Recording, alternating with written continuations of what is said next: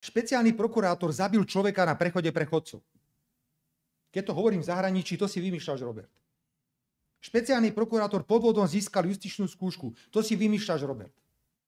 Špeciálny prokurátor podvodom získal bezpečnostnú previerku. To si vymýšľaš, Robert. Špeciálny prokurátor bol aktívny politik, ktorý nás nenávidí, lebo vždy bol na opačnej strane barikády. To si vymýšľaš, Robert.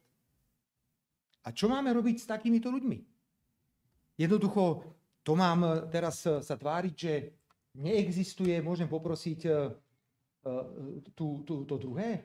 To mám rešpektovať, že ústavný súd vyjadrenia Klimenta sa javí ako arbitrárne, zvolený postup je v zrejmom rozpore s ustanoveniami trestného poriadku, veď takto má vyzerať hodnotenie učiteľa nad študentom 3. ročníka, ktorý je na skúške z trestného práva. Tomu môže povedať, Jožko, môj milý zlatý, si zlevočil alebo odkadiaľ, ale chcem ti povedať, že takto nemôžeš potom rozhodovať. To by bolo arbitrárne a porušil si základné ustanovenia trestného poriadku. Ale však to je predseda Senátu Najvyššieho súdu 5T, ktorý rozhodoval o ľuďoch, o osudoch. To nebolo tak, že rozhodoval o tom, že či susedov strom zasahuje do vašeho pozemku alebo nezasahuje. Rozhodoval o tom, kto koľko strávil vo väzení. A jenom potom sa konštatuje, Kaliňák vo väzbe nezákonné, Pára vo väzbe nezákonné. Všetci. Gašpar vo väzbe nezákonné. Lindner nezákonné.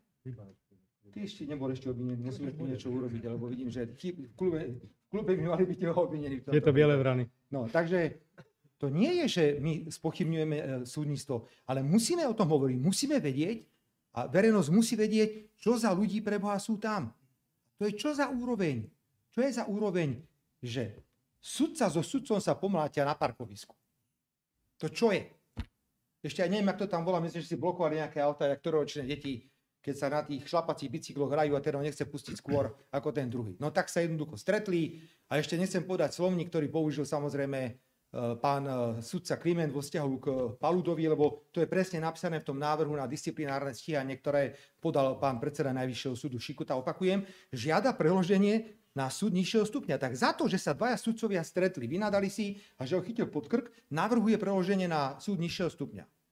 A tu hovorí, keď toto všetko prezentujeme, že zasahujeme do nezávislosti Najvyššieho súdu. Pán Šikuta, dobré ráno. Dobré ráno, pán predseda.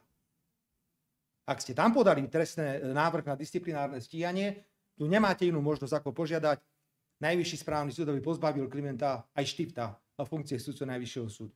Práve naopak, my zvyšujeme teraz dôveryhodnosť súdnictva, keď o týchto otázkach hovoríme.